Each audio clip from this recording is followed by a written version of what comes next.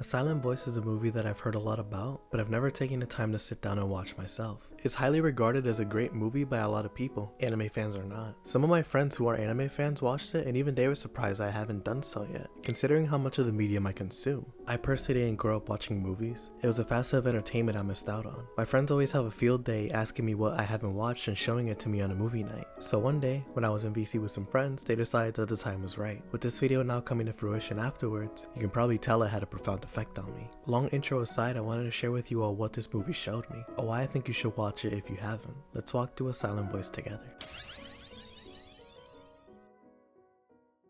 This film follows two characters, Soya Ishida and Shoko Nishimiya. Shoya is an elementary schooler in Japan when one day, Shoko transfers to his class. Her main characteristic is that she's deaf, but that doesn't deter her from getting along with everyone. Everyone of course except Shoya, his friends Keisuke and Kazuki, Naoka and Kawai. They would bully Shoko relentlessly for months. Shoko would later transfer out of the school because of it. The principal and teacher would later come in and ask who perpetrated the bullying. Everyone involved all pointed to Shoya, throwing him under the bus. Now known as a bully, he'd be ostracized and hated by his community. His friends would start bullying him and his mom would suffer the consequences of his actions. Now skipping to when Shoya is a teenager in high school, we see the effects those events had on him. He's hollow, remorseful, and guilty thanks to the time he's had to sit with his actions. In an act of repentance, he's taken up learning sign language. In one of his usual classes, he has a chance encounter with Shoko. Seeing this as his opportunity to finally apologize, he takes it. They manage to talk despite the awkward atmosphere forming a connection. From here, the rest of the movie is spent trying to reconcile with Shoko for the horrible mistreatment Shoya put her through. We also see characters from back then make the return, along with new characters introduced along the way. With that, I'll bring the synopsis to a close.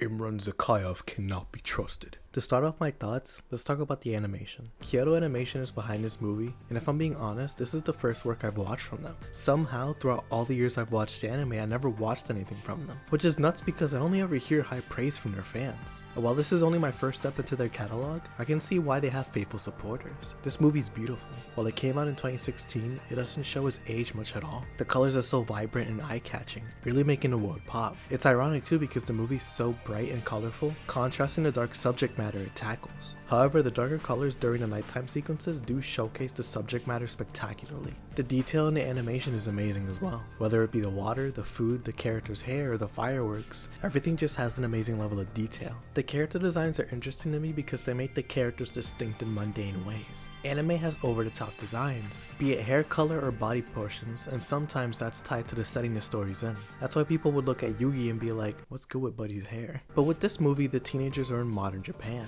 so the designs are a bit more grounded. Their distinctions come in subtle ways, however.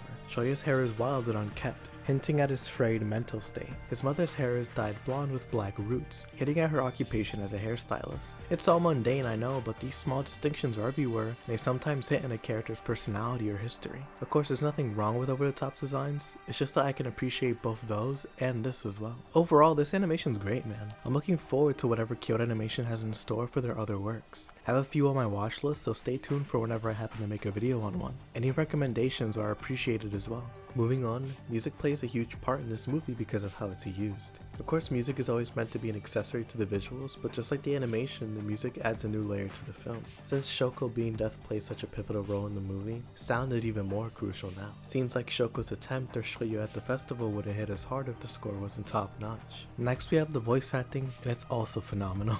The emotional scenes have us see some of the rawest emotion, and it's thanks to the effort these voice actors put into it. Whether it be Satsuki Yukino as Miyako Ishida, Sayori Hayami as Shoko, or Miyu Irino as Shoya. They make sure the emotional beats hit the viewer harder than they expect. The characters wouldn't be as human without this level of emotion and passion put into them.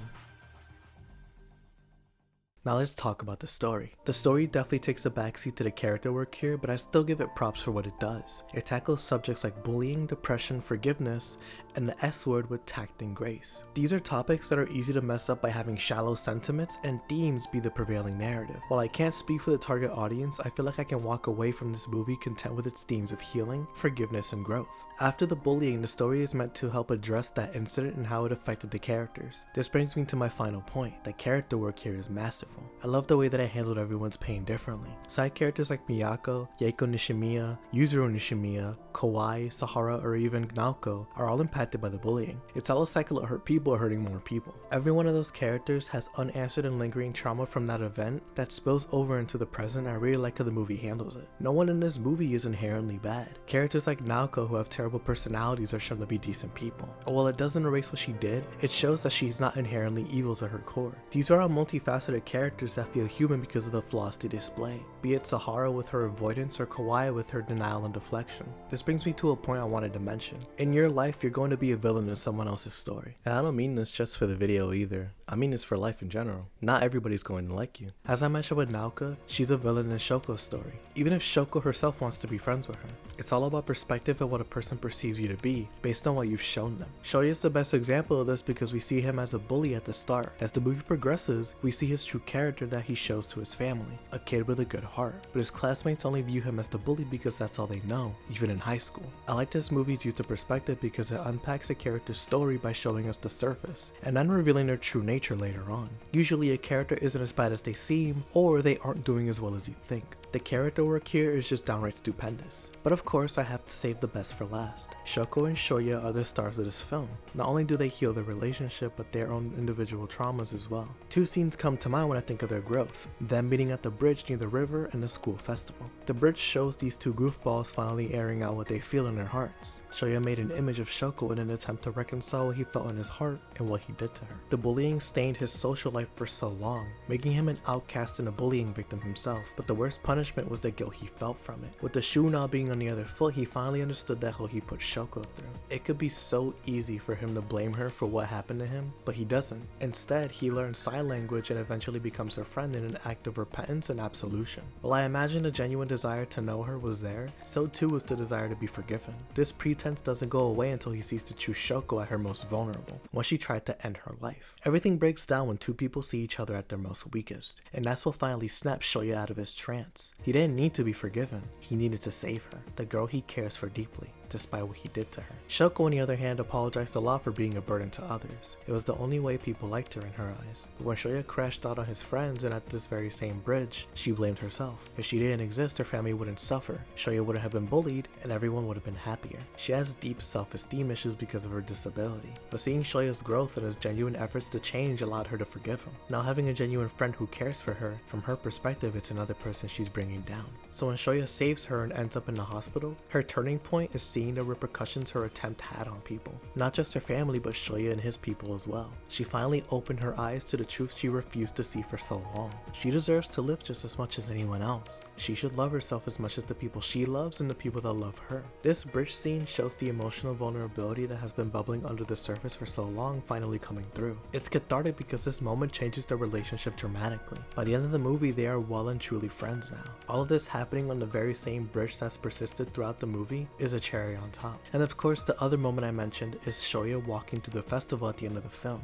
This scene is what made me cry. The whole movie, Shoya's perspective is plagued by X's covering people's faces. It's meant to represent his isolation from the world, his distance from others. But by the end of it, the X's fall off and he's finally able to reconnect with the world. Thanks to his friends, his family, Shoko, and his growth as a person, he's able to start moving forward after time stopped for him for so long. He's finally able to forgive himself. The crushing weight of his actions and the isolation that it brought was palpable enough for the world to seem hollow to him. So seeing it regain color in his eyes for the first time since he was a middle schooler, it can only be described as relief. Shoya is finally back. It's such a beautiful scene that when the movie ended, I was rendered to tears and sobs in the voice call. This movie's fantastic, man. I love the way it handles its characters, the subject matter, and the story. My friends were right, it was the perfect time for me to watch this movie. Overall, this movie's a 9 out of 10 for me. I'd recommend it to anyone, even with the heavy subject matter. I think it's still worth the watch regardless.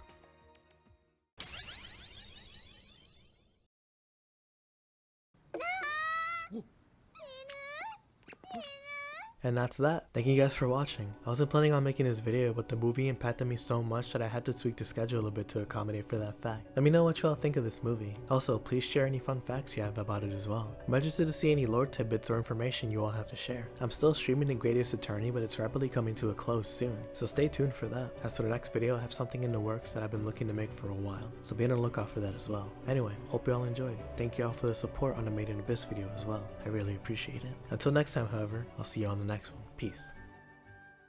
If you made it this far, subscribe. Because if you don't, a feral hog will come and get you. Just... Fuck, I ain't taking no chance, nigga. Go ahead and subscribe, yo. I ain't taking no chance, bro. What you mean a feral hog on... Man. Kidding. It is bruh. me who will come and get you. Copperhead Snake.